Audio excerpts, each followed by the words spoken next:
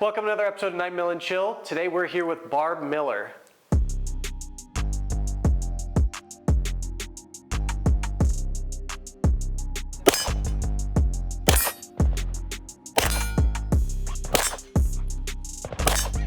Oh. That's 3 in a row. I've always been conservative. My father was in the military. I went to high school in Germany. I lived all over the world, and I met my husband, who was a GI. I wasn't allowed to go out with GIs, but, you know. I was a senior in high school. Who else was there to go out with? Yeah. Know? Not the guys in high school. It's just been in my blood my whole life. My grandfather, my father, my husband, my son, my daughter-in-law are all in the military. So I guess I've always been fairly patriotic. I cry when I hear, Star Spangled Banner and stuff like that. Obama was running against Romney, and I just became a raving maniac. And I would fight with the TV all the time, And so I had to have a conversation with myself, and I said, okay, it's time to put up or shut up. And so I went and volunteered to make phone calls for the Republicans, for the Romney campaign, which, that was a jack-up, wasn't it? And then the gun thing started going on, My father, he was a gun collector, but he never put any rounds through his firearms. Ah, I see. I'm from Trinidad, Colorado. I'm a Colorado native. Southern, you know where that is? Yeah, Southern I do. Colorado? I remember one time going up the river where my grandma lived and shooting one of his handguns. And then when I got married, my husband, he was in the military, but he was a big hunter. My dad was like, not.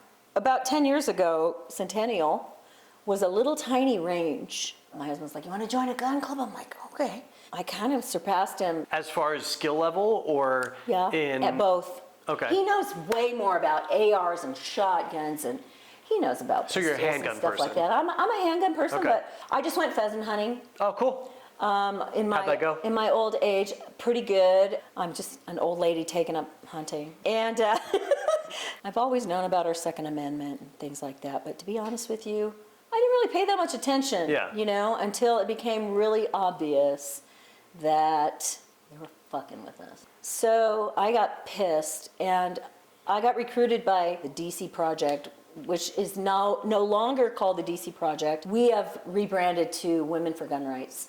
And we go to DC once a year, and we talk to our legislators on both sides of the aisle.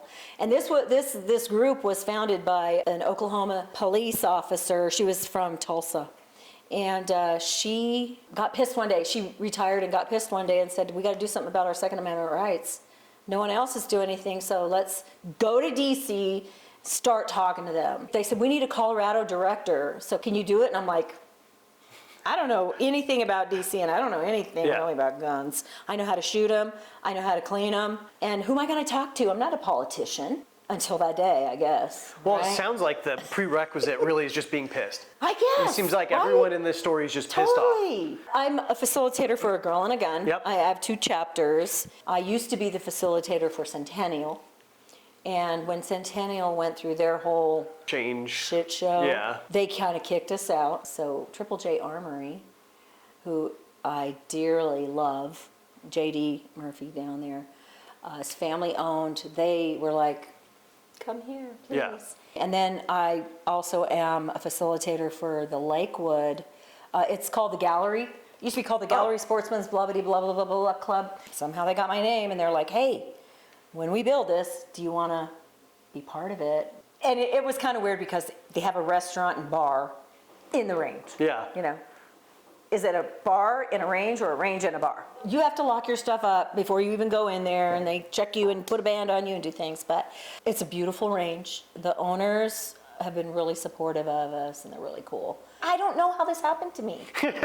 Hey, sometimes you just have to go along for the ride, God and you put just me in end up there. somewhere you Yeah. never expected. I'm the one person in my entire family who is even okay with guns existing. Born and raised in Southern California, worked in entertainment, all this kind of Sure. stuff. Who'd have thought I ended up here? Right?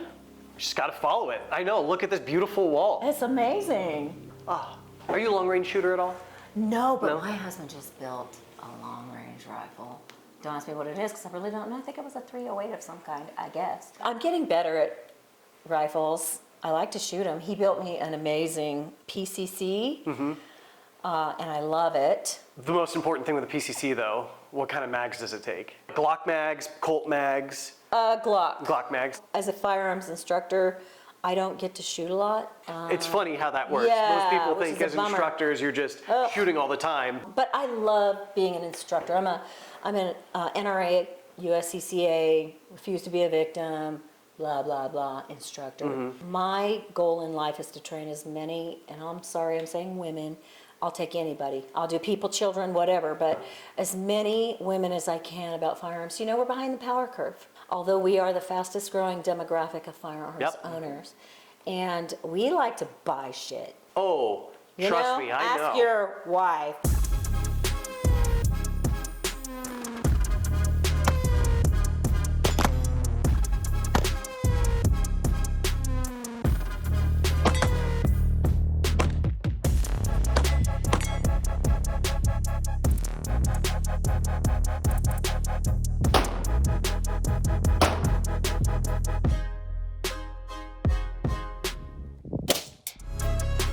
Hit.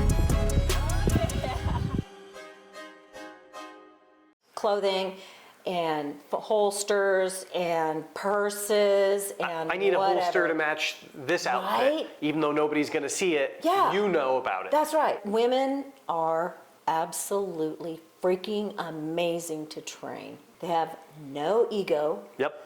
They do have some bad habits from their whoever taught them, like their husband, their uncle, their grandpa, their dad, whatever. And they're competing now, and they're going to conferences, like Yep. a Girl and a Gun conference. We're catching up fast. As a woman, what was the first gun that you thought, this is right for me, and I'm gonna buy this for myself? Myself? Yeah. Okay, so a little confession here. Okay. I really like it when my husband buys me guns. Oh, well, that still Because it counts. comes out of his checking. Yeah, that's fine. Same No. thing. Yeah. But, But, what was the first one that you decided? Smith & Wesson full-size Pro. Oh, okay. Love it. It's got an Apex trigger, and when I compete, that's what I use. I'm a Smith & Wesson girl. My husband calls it my little black gun collection. And a lot of them are Smith & Wesson. I've got a Springfield and whatever, but you know, right now I'm kind of looking at H&K. I had an H&K one time. Okay. This Which is one? the story. Oh, okay. All right, please. I'll say it was a big one. It was, fair enough. So probably like I a don't USP even know what the Mark hell 23, it was. right? It was a 9. No, it was a 40. My very first gun was a Smith & Wesson nickel-plated revolver, and my husband bought it for me. We had matching. He had the 350 738, and I had a little one, 22. It was my pride and joy. That was my first gun ever. So we had a little cabin up in Northern California, and we would go up there. I never was allowed to hunt back in the day, even though I begged my husband, please, can I go hunting? He's like, no, this is a boys' deer camp. But we had a little cabin, and we would go up there. We'd take the kids, and they'd get all dirty, and it was, bare bones. Little creek running by it, very idyllic. And we'd go shooting, show our kids what happens if you blow up a pumpkin or whatever, because, you got to teach them how to do it right. Science. Science rules. My husband one day, he's like, look, we got to go up on the mountain and burn for deer season. I'm going to leave you my 357. Give me your 22, and I'll take that on the mountain. If anything happens, you know what to do. I'm like, okay. And when they come back, he had a funny look on his face, and I'm like, what's going on? And his buddy's like, you better tell her. Uh-oh. And he pulled this little stick over here, and the carcass of my gun was there. He said it fell out of the holster or the holster broke, blah, blah, blah. And I said, okay, so this 357 is mine until you buy me a new gun. He bought me a really beautiful 40 H&K. So we decided to go to Front Sight, which is now called Prairie Fire, and I took my very first, real live badass, you're gonna learn how to shoot. It was a 4-day handgun class. I mean, it was from 7 o'clock in the morning till 6 o'clock in the night. And it was a kind of a good old boys club back then, and I'm shooting, and then the next thing I know, I have this tap on my shoulder. Within 30 minutes, I'm like, already? 30 minutes? I just got here. What happened? What did I do wrong, This dude with this big silver handlebar mustache, he's like, come here, little lady. And I was scared shitless. I want to tell you. So he unloaded my gun, and he put it in my hand, and he goes, pull the trigger. And I was like, and it was a double action. Oh, okay. And it was too big for me. Couldn't do it. And he's like, honey, that gun is too big for you. What else you got? And it just so happened that my husband had just bought me a brand spanking new Smith & Wesson M&P Compact, the first edition. And I swear to you, for 4 days, that little baby didn't malfunction once. Yeah. On the other hand, my husband had his beautiful little SIG 1911, and he was clickety-clicking and clicking all day long. Two and it world kept wars. malfunctioning and all this, and I was just like, Smith & Wesson all day long, baby. How long do you think it's going to be before people stop chanting about 2 world wars for 1911 and start talking about 2 Gulf Wars for the Beretta? Right? Right? The Thank 2, you. same number. How about a love for the Italians? I lost my dormito when the somebody speaks. That's no good. Well, that was a real good lesson for me because I'm like, your gun is very expensive and I guess it's nice, but Yeah. I'm not a 1911 girl at all. Just let me pull the trigger and let's go. But anyway, I have my eye on a new H&K. It's the VP9 SK or... Yeah. One of the first guns that I ever reviewed for TFB, for the Firearm blog, was the VP9 Match. And I was so in love with it and I wanted to keep it so bad. Yeah. But I was also like, well, it's the first one. Yeah. Like, who knows what's coming next? Right. And now I still kind of regret not Yeah. keeping it, but that's okay. There probably are plenty of guns in the ocean, in the sea. Yeah. Thanks to Lost them off your boat. aforementioned Italians. That's no good. What was it that drew you to A Girl and a Gun specifically? You know, I was at the gun club one day and we had just joined. They said, we're having a ladies' night. You want to come on? I go, okay. And I walked in and there were other ladies there that were shooting. And I was like, oh, this is cool. And I was a member of Centennial, a Girl and a Gun chapter for a while, and then the facilitator left. She moved down to Texas. They go, you're it. So it was You were drafted. voluntold. Yeah. Yeah. Okay. The woman that actually founded A Girl and a Gun, she went with her husband to the range one day and then she's like, hey, we had to get some girls together. So they had their very first GNO, Girls Night Out, and did that. And then she had a couple of members and then she parlayed it and then an anti-gunner joined her. Her name is Robin Sandoval, who now owns the company. She actually went to Ladies' Night one night. She was an anti-gunner. Her husband forced her to go. She's like, I don't know why I need a gun. I don't like guns. When Hurricane Katrina happened, she saw all the people, she lives in Texas, but she saw all the people going to the stadium. And she said, I saw this woman hand her kids to a complete stranger and said, I'll catch up with you. She said, what the hell? People are giving away their kids because they can't protect them and themselves. Yeah.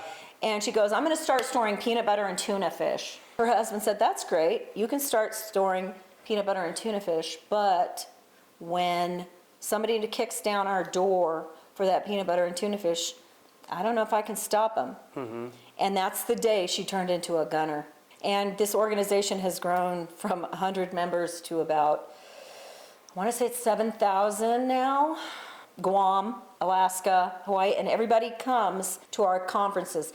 It used to be in Texas. I used to have to go down to Texas to the conferences. Cameo on the eastern slope, western slope, over there. Somewhere over here. Yeah.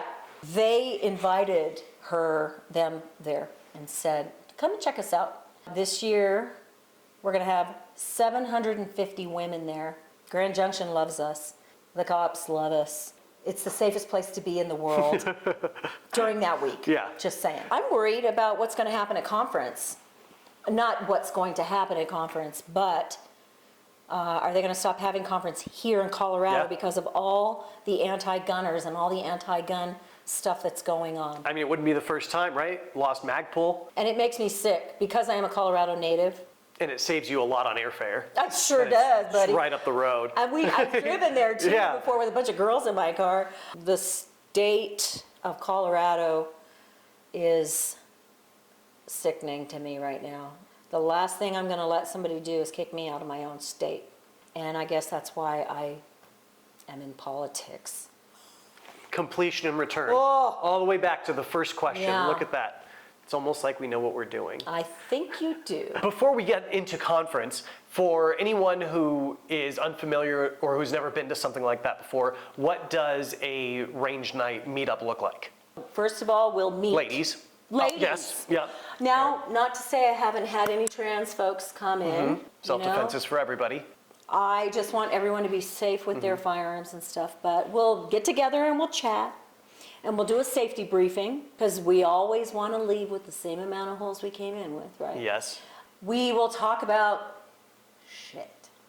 Like, how do I say this nicely? You don't have to say it nicely. That's Okay. the beauty of the internet. It really pisses me off that we have so many amazing gunners, people that own firearms in Colorado, and getting them to stand up for their rights is a little difficult. It's almost like, I don't want people to know, or I have other things to do, or whatever. And it's annoying because I'm like, okay, one of your favorite things to do is to go to the range, shoot your guns, go hunting, do USPSA, IDPA competitions, but you're not willing to go stand up for your gun rights? Because last year, because of all the people that showed up at the Capitol. I remember. I was there. I was there from crack of dawn. I testified finally at about 9:30 at night, and they went until probably 1 or 2 o'clock in the morning. Yeah, we just had Sean Heron here, and he said that he finally was able to do it at midnight. I waited 12 hours that day waiting to talk. It was like after midnight, I think. Every single time I have been to the Capitol and testified, or online, because you can testify online, we have outnumbered them by double, triple, quadruple, whatever. If they would show up, they will back down. They did last year. Now, this year, they've got a newfound, breath, a newfound air, whatever, and they're going to push it as far as they can push it, and they are. The gun bills that they've got out there are freaking ridiculous. 10-day wait, Yep. unreal. It's already 3. I don't think it did anything to stop crime because criminals don't obey the law. They want to do 11% tax that just came out on ammo. Well, what fascinates me about that one specifically, I remember a couple years ago, they were talking about maybe doing a 1,000% tax on ARs to make them so expensive that it's prohibitive. People see that as like, oh, that means less rifles, that means more safety. But what that really means is all the rich people have all of the guns, and all of the poor people don't. You got it. People can get caught up in the this versus that, or that versus this groups all I want, but really all it is the powerful and those who aren't. That's right. And the only thing that can make those two things equal is a bullet. It disenfranchises people that really need to be protecting themselves. Women, single women, trans people, poor people, because that's where the crime happens, a lot of it. Although crime happens everywhere, they're the ones that will not be able to afford all of the rules and regulations that they are trying to put in for being able to get your concealed carry license.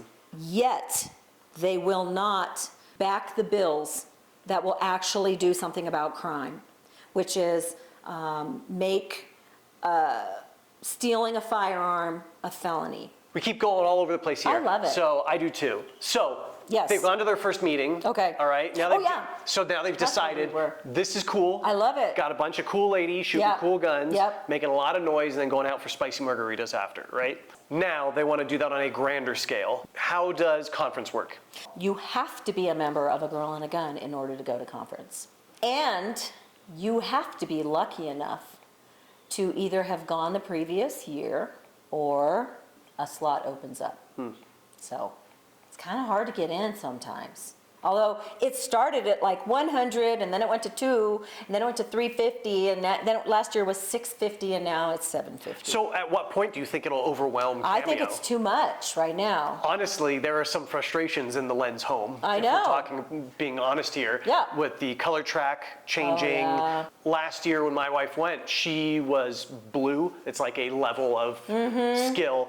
She should have been green already. She is a much more proficient shooter, and now she doesn't even qualify for half the classes that she wants to take because they put her in light green or whatever. Oh, yeah. that's not good.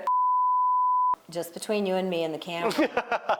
I'm getting my ass in trouble now. That's all right. I told you It's I'm an gonna be all editor. over the friggin' internet. You heard it here first. There are classes there from knife classes. They have a bushcraft class too, right? I took that bushcraft. That's cool. Oh my, I loved it. Yeah.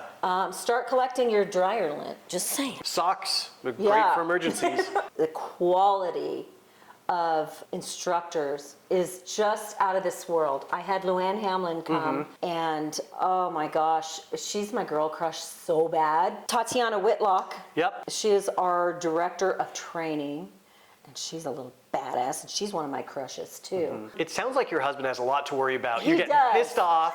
You got crushes. Watch out, buddy. But it's sexy. You know you guys like it. I don't know what you're talking about.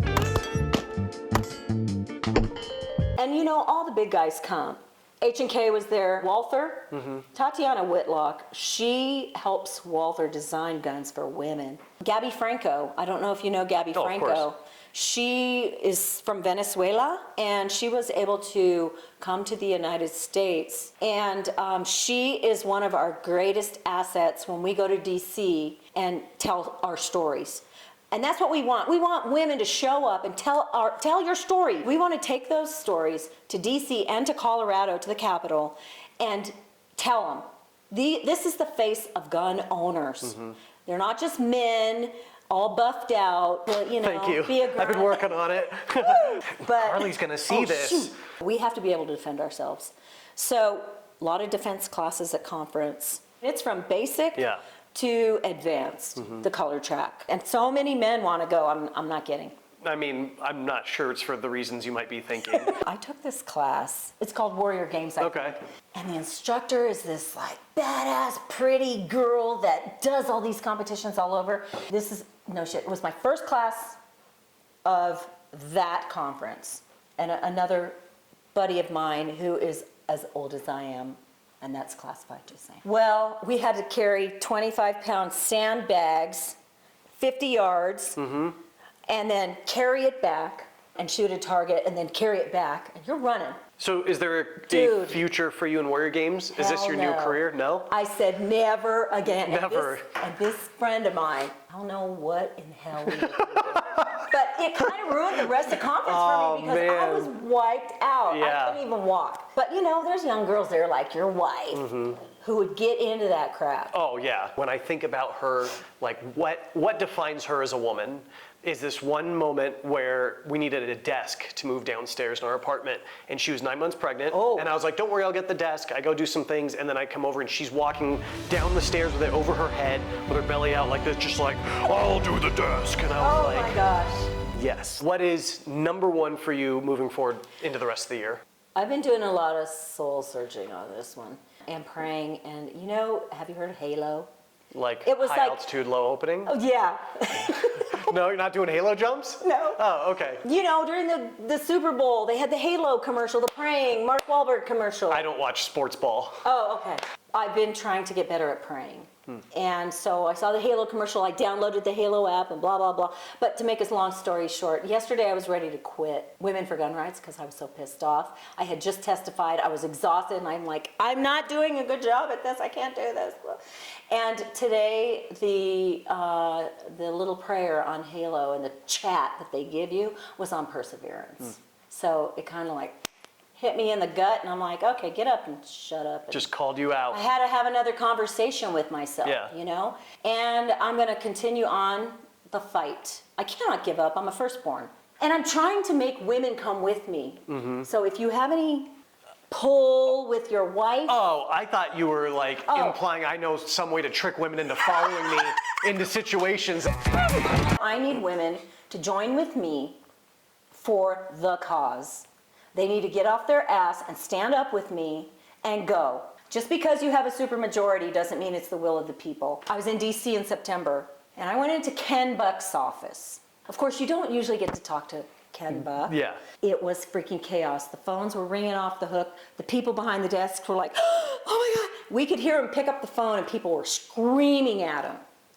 And that's what we need to do. I would say maybe don't scream at him. Well, Barb, thank you so much for stopping by. It was a blast having you here. Thank you for sitting here, especially next to me because I'm sick and you didn't seem to even be disgusted by me. Dude, I had a liver transplant. I ain't scared. Thank you for having me. Of course, yeah, it was a good time. So thank you all for watching and we'll see you on the next episode.